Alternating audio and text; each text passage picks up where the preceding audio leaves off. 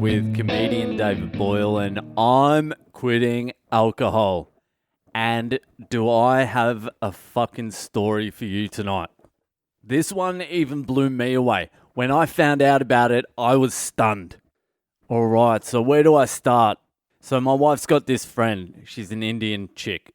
And she's over here as an international student. Fuck, she's actually here tonight, so I better keep it the fuck down. And I didn't get the all clear to tell this fucking story, so you better appreciate it.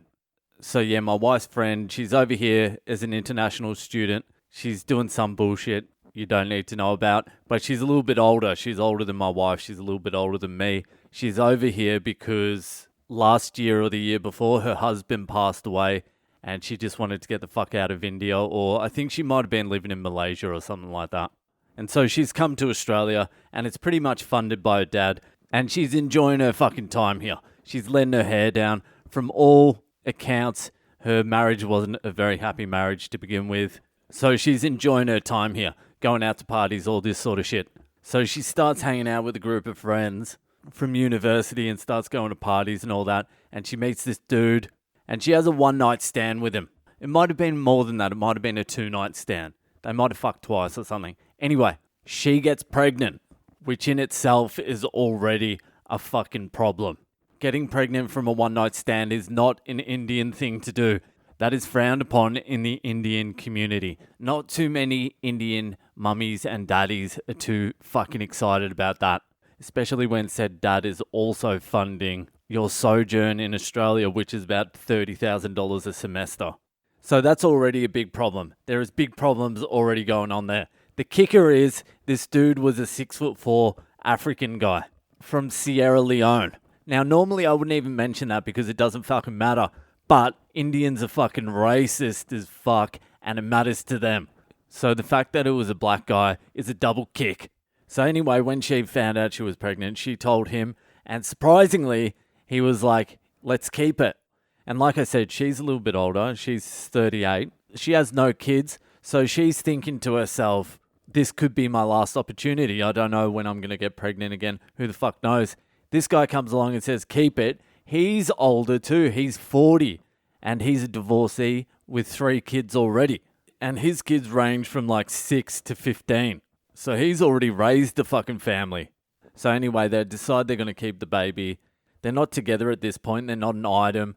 They decided they'll split the parenting. They'll make arrangements. They'll figure it out somehow. So then Corona hits, and she's getting more and more pregnant, and they're spending a little bit more time together, getting to know each other a bit better, and they decide they're a fucking item now. And so he was around a little bit more. I met him. I got along well with him. I think I was the only one out of anyone he actually liked. He was always asking, is Dave coming? Is Dave coming? And I was always like, no, I'm not coming. But we were at some gay fucking get-together and we were both hating it. And everyone ended up playing fucking charades. And he jumps up, and before he even starts, I just yell out, Blood Diamond, which made him laugh. And that's why I think he liked me. Because he's not actually my type of dude. He's a sober Christian. And when we were chatting, I'm like, are you sober like you've never drunk before? Or are you sober because you're like, you had problems like me? And he's like, nah, man, I've never had a sip of alcohol. And I'm like, oh, fuck, we're not going to gel that much. So anyway, during COVID, they became official. He was going to her place all the time. They were getting prepared to have this baby. Everything was kind of running smoothly. They were fighting a lot. And it did seem like he only made it official because of COVID, because there was nothing else to do and he was in lockdown. But a lot of us were like, yeah, this is not going to last, this one. So anyway, she goes into labor.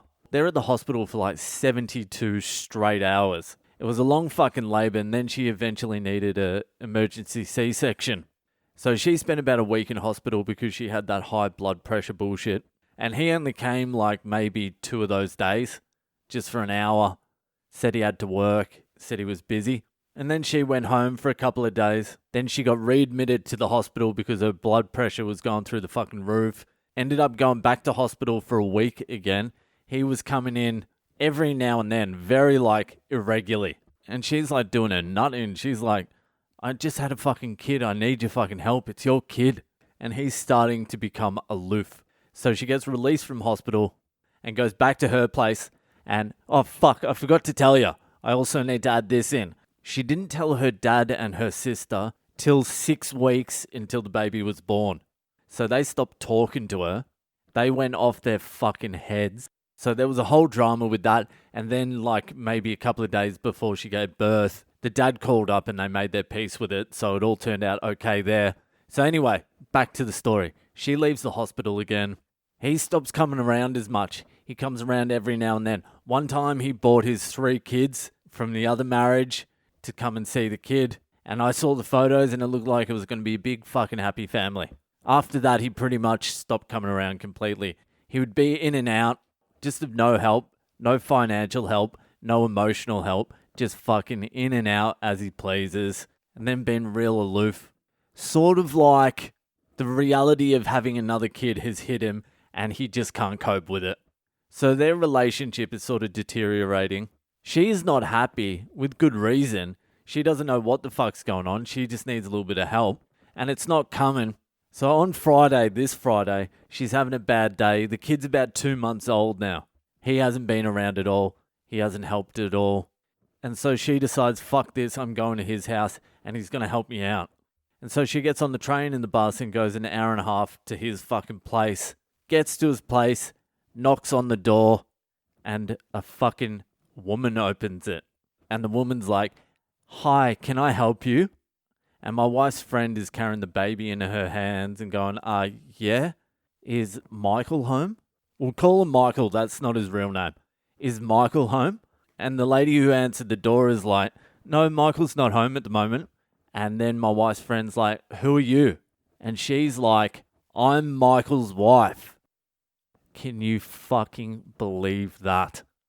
And my wife's friend is like, well, I'm holding Michael's kid in my hands. Are you sure we're talking about the same person? She's like, yes, I'm Michael's wife. And she went inside and got a photo of Michael proposing to her. They've been married for 2 years now.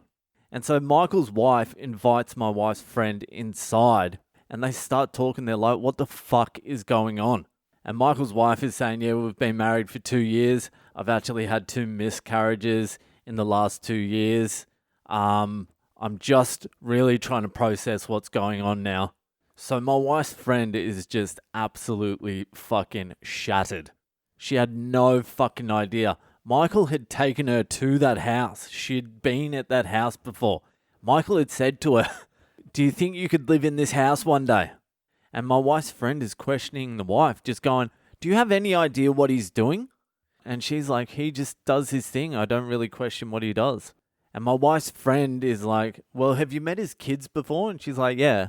And they're both like, well, what the fuck are the kids thinking then about what's going on?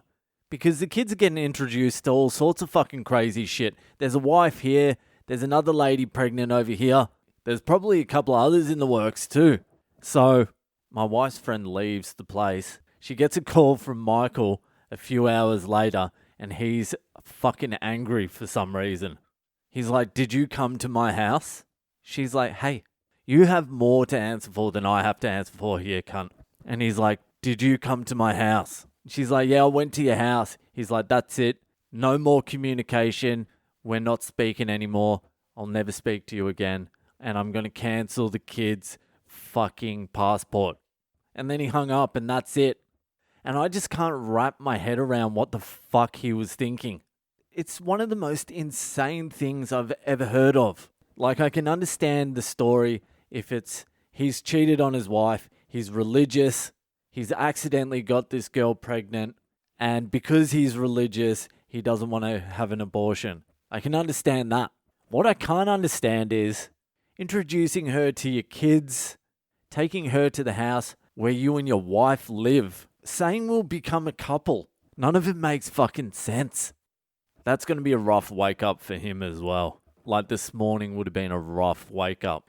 Turning over to your wife and just going, wild night last night, wasn't it? That whole baby thing. Oh, I'm glad we've moved past it. It's made us stronger, hasn't it? It's made us real strong as a couple, I reckon, that whole cheated on you and had a baby with another lady stuff from last night. Oh boy, what doesn't kill us makes us stronger, eh? Fucking hell. There's just no winners in that situation. Everyone's a fucking loser. Oh well, So that's the story, and she's staying over tonight, and I just told her life story on a podcast. Now I've got to go back in there and lie to her face as well. What did you talk about tonight? Nothing. All right, that's it from me tonight. If you're enjoying the podcast, share it around with your friends. Hit me up on social media on Boyle Comedy on Instagram, Facebook, and Twitter, and I'll see you the fuck later.